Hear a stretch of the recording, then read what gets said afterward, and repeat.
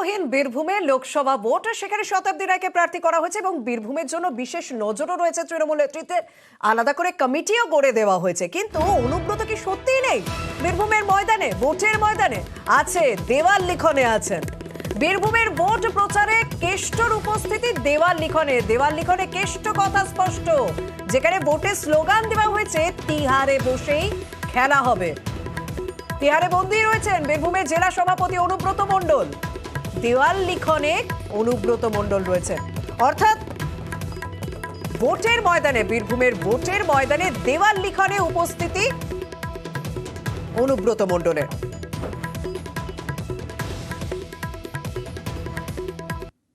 বহু নেতা হয়েছে অনুব্রত মণ্ডলের জন্য। সুতরাং তারা যদি সেই নেতার কাছে কৃতজ্ঞ থাকে, সেই কৃতজ্ঞতা বোধ থেকে যদি ওরা দেওয়াল লিখন লেখে, এর মধ্যে কোনো অপরাধ নেই। সারা ভারতবর্ষে বিজেপি যদি ইডি সিবিআই কে দিয়ে ভোট করাতে, ভয় দেখিয়ে ভোট করাতে পারে, যদি আমাদের কর্মীরা কেউ লেখে খেলা হবে, তার মধ্যে কোনো অন্যায় নেই, সেটা ঠিকই আছে।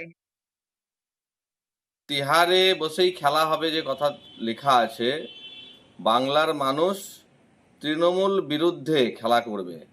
যদি তিহারে বসেই খেলা হবে বলেন, তাহলে অনুব্রত মণ্ডলের ছবি কোথায়?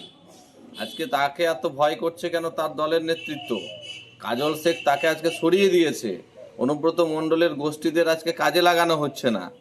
আজকে যেভাবে গোষ্ঠীদ্বন্দ্ব তৃণমূলের মধ্যে আছে, আগামী দিনে ভারতীয় জনতা পার্টি একমাত্র বিকল্প বীরভূম জেলাতে। ভোটের ময়দানে যখন দেওয়াল লিখনে কেষ্ট কথা, তখন পথে প্রচারে রয়েছেন বীরভূমের তৃণমূল প্রার্থী শতাব্দী রায়। বিশেষ থিম সং তিনি শুট করেছেন বীরভূমের প্রার্থী, তৃণমূল প্রার্থী। তবে পথে গিয়ে সাধারণ মানুষের সঙ্গে সরাসরি সংযোগ সারছেন তিনি, প্রচার করছেন তিনি।